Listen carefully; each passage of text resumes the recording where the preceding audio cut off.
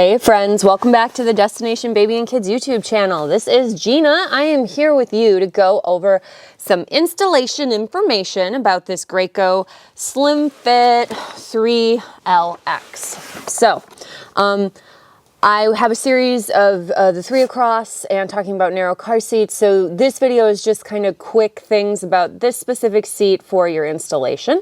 I'm going to show a rear-facing lower anchor installation, and then I'm going to show a forward-facing belt installation, which is very exciting. So this guy from Graco, pretty sweet. It is a 40-pound rear-facing, 65-pound forward-facing seat. Feel free to watch the review just of the seat in general.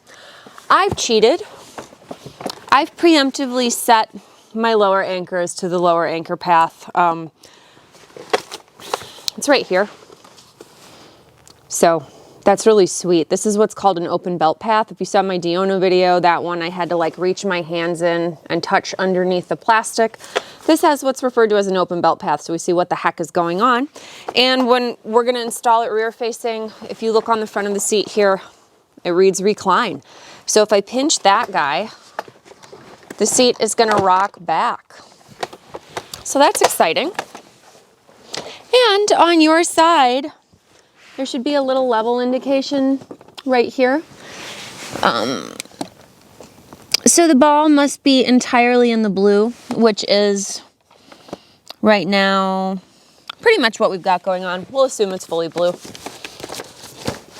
And if we needed to adjust that, we'd be able to put things underneath. So what I'm going to do here is what I told myself before, to give myself slack. So I'm gonna press the button and pull on this guy to have my latches come out.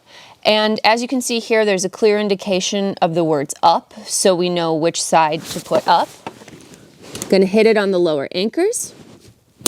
And as you see, to remove it, I'll press the red button. I'm not gonna press the red button when I hook it up, otherwise it won't make the click sound. So the click is how we know it's in there, really nice and tight.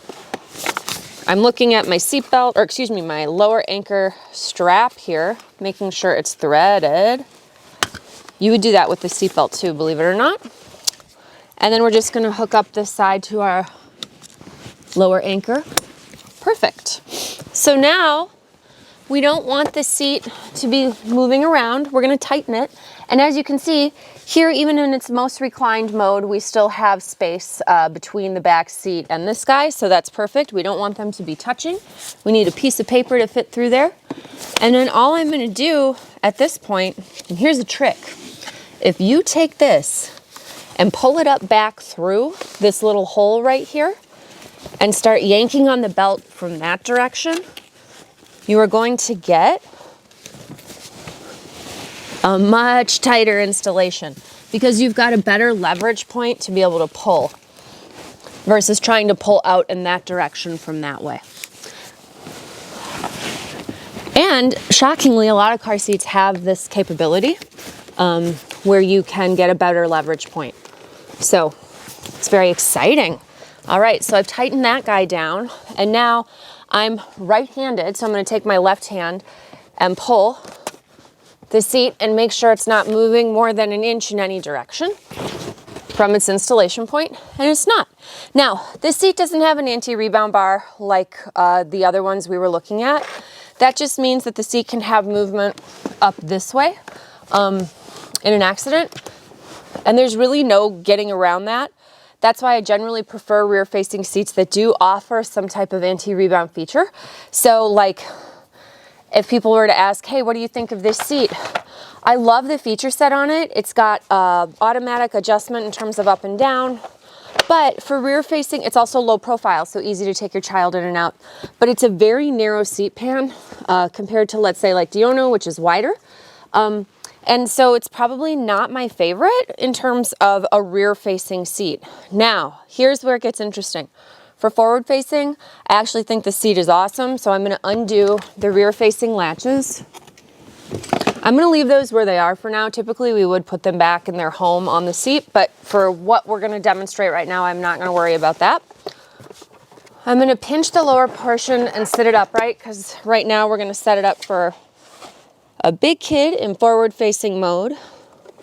We can be in either position 3 or 4 because we're doing big kid forward facing. Now, Number one most important thing on a forward-facing car seat is going to be to make sure to hook up your top tether. That's this piece, and that'll go through the headrest. It'll hook up to a component on the back of this car's seat. Every car 1999 is when these pieces on the car were added.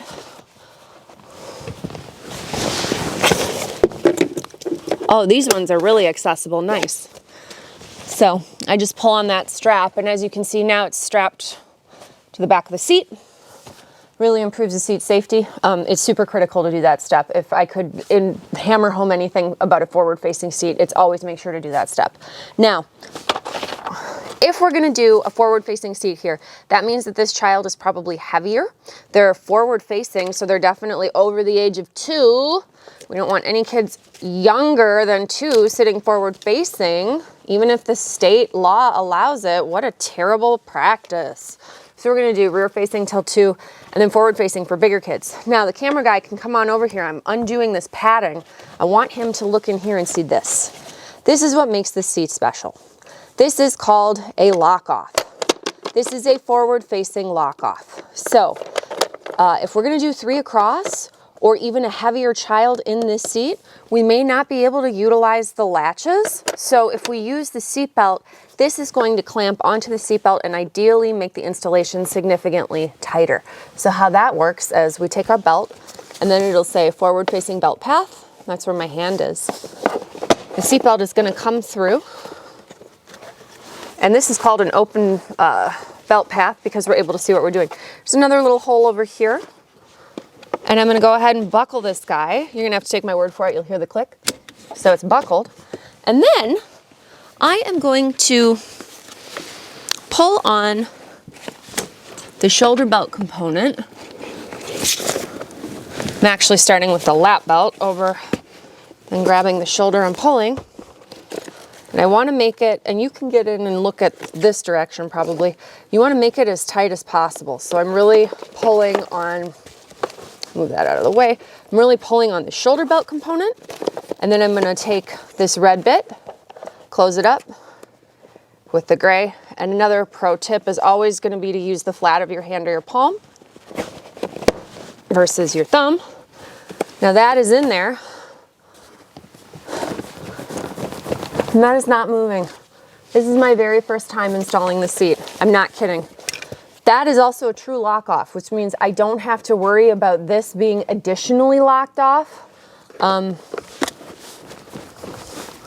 tightness level is excellent. And this is, you know, I'm clearly doing this quickly for the benefit of you guys, but yeah, I have to say, for forward facing, for a harnessed forward facing seat for a seatbelt install for narrow, this is really nice. This has definitely better features than a lot of the forward-facing options out there for narrow. Might be my favorite besides the exec. Exec is definitely better, easier. But this, for the price, man, for forward-facing, I think it's a pretty good option. Okay, thank you so much for watching. Check out my 3 across video. We'll get a little bit more in depth and physically fit 3 of these monsters next to each other. And yeah, be sure to tell a friend, hit like and subscribe, and we look forward to seeing you on our next video. Thank you.